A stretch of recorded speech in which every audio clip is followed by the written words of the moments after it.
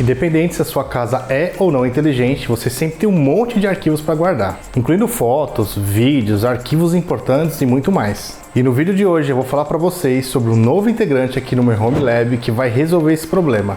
Então já sabe, né? Vem comigo!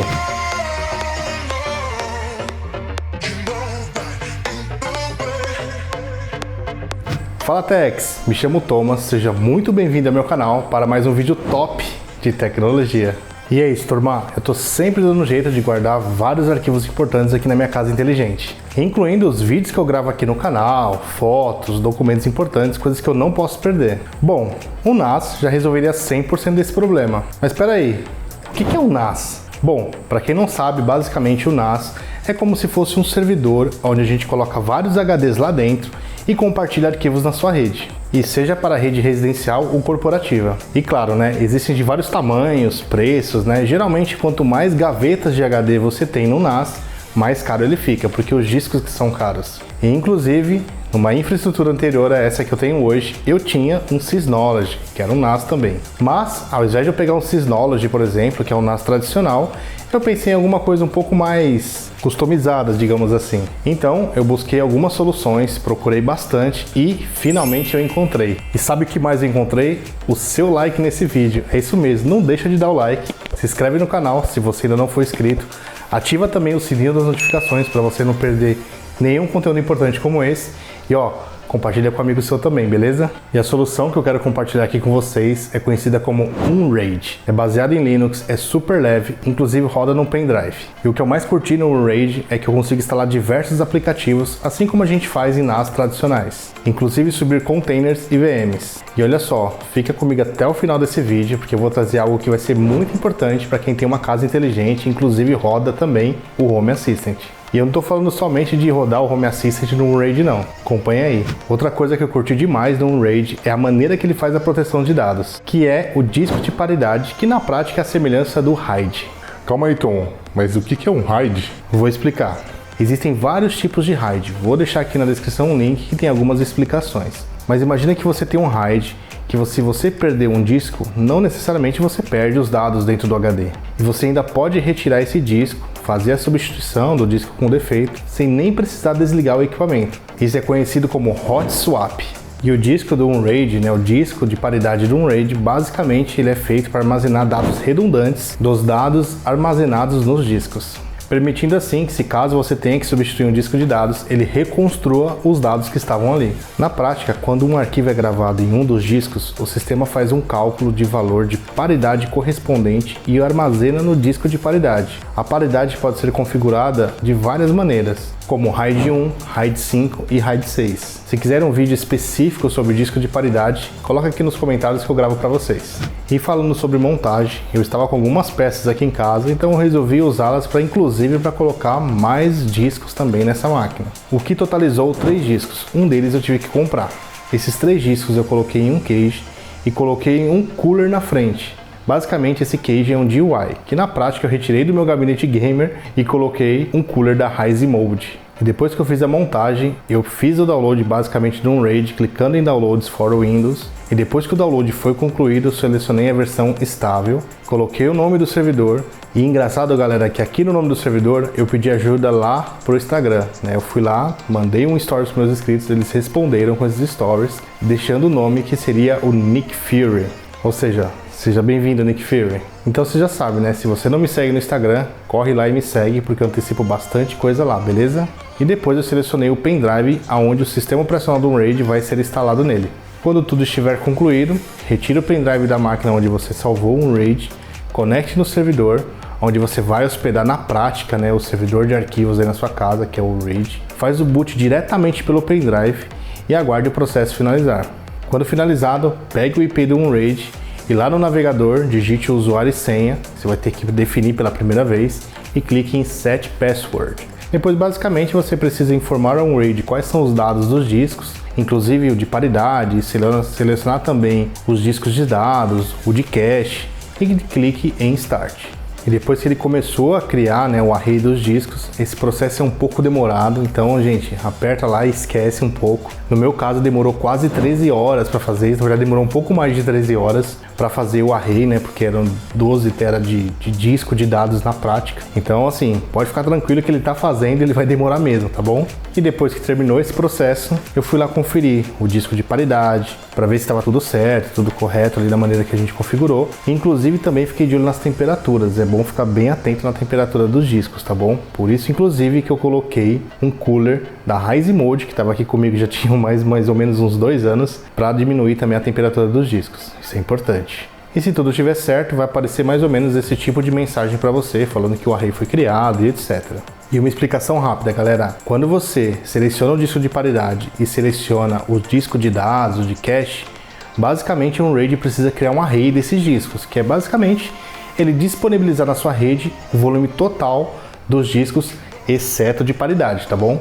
E claro, depois que o array tá pronto, né, no meu caso ficou lá 12 TB disponíveis de disco na minha rede, eu precisei também seguir um passo muito importante, que basicamente é formatar esse disco e deixar ele disponível, né, montado no RAID para poder compartilhar e colocar os arquivos lá dentro. Legal você observar, quando você for fazer isso também, que os discos, enquanto você não formata, eles não estão montados, né? Então você precisa ir lá, clicar em Yes, depois clicar em Format, e depois que ele faz a formatação, aí sim ele disponibiliza todo o espaço de disco na sua rede para você seguir com as demais etapas, né? Instalação de aplicativos, compartilhamento de rede, etc. E agora que a gente já fez o processo bruto, né, de instalação, a montagem, instalação do RAID, vamos lá pro meu computador que eu vou mostrar os menus para vocês conhecerem um pouco mais sobre essa aplicação, tá bom? Isso aí, galera. Bom, aqui no dashboard principal do RAID, a gente consegue ver qual é a descrição do hardware, na verdade, que a gente está usando, placa-mãe, processador, quantidade de memória e tudo mais, né? Ele inclusive te mostra, né, o que está em uso no momento, isso é bem legal.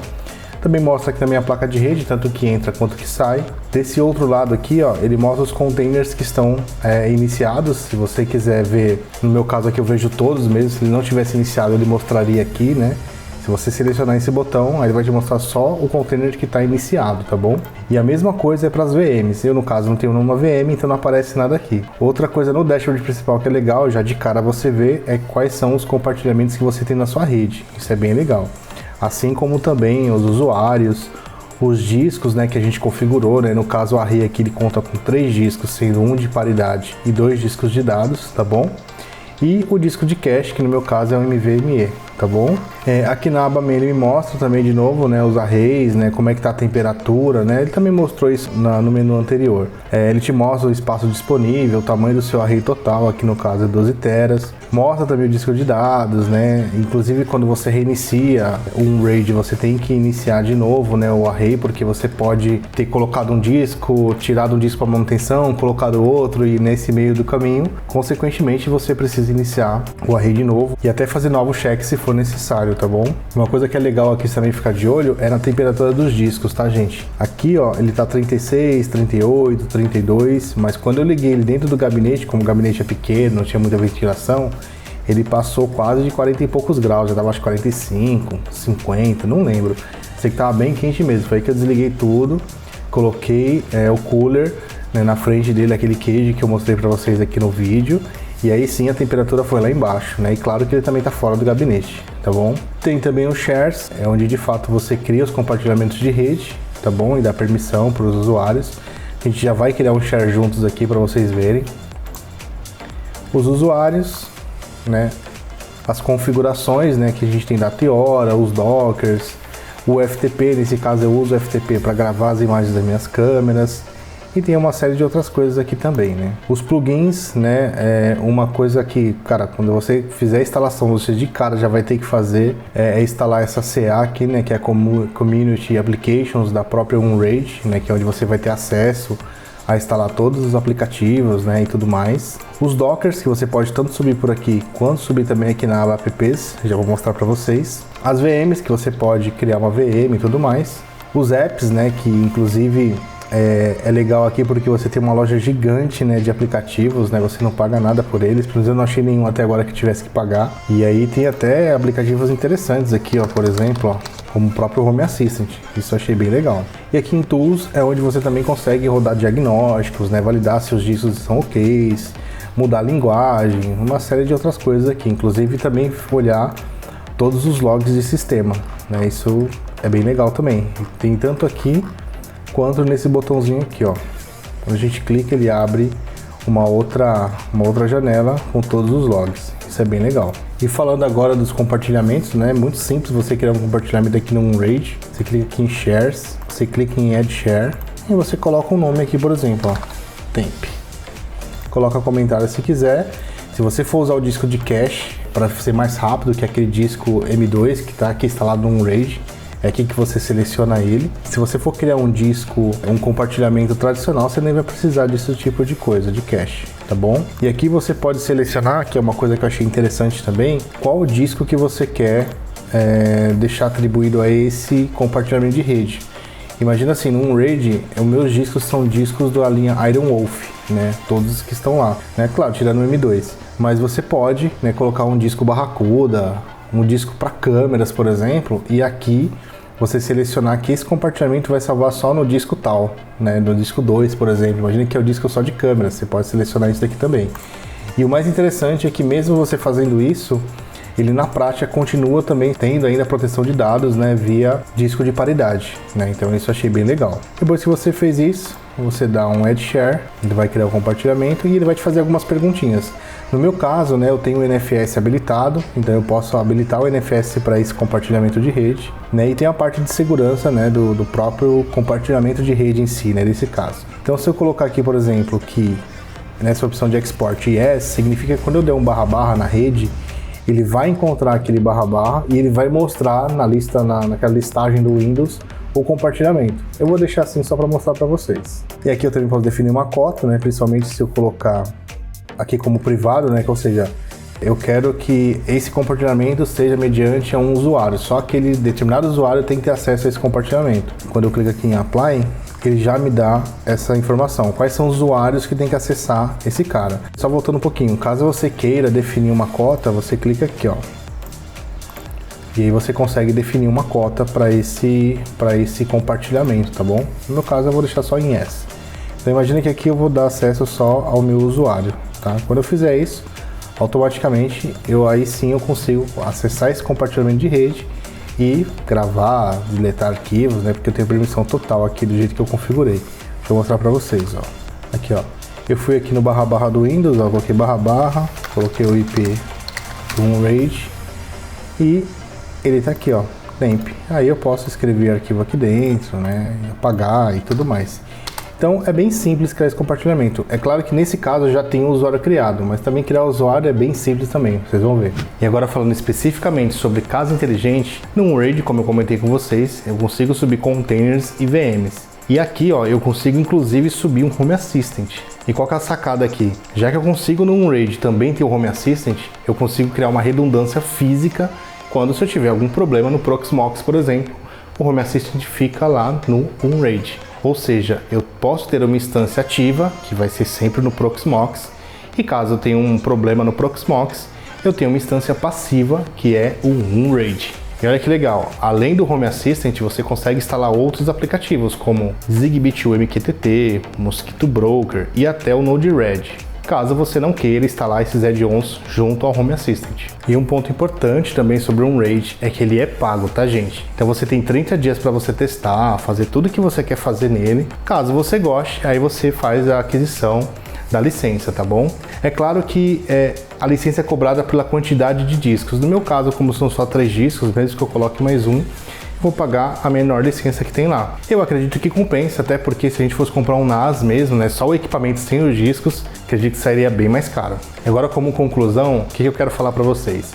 Basicamente, o Unraid, ele é um NAS. É claro que ele tem algumas funcionalidades que eu achei bem importante, como a criação de containers, VMs, né, os próprios aplicativos que você pode instalar dentro dele, tem scripts que você consegue rodar. Mais pra frente eu vou trazendo mais conteúdo sobre esse tipo de aplicação. Mas me diz aí, o que você achou? Você também está precisando de um NAS?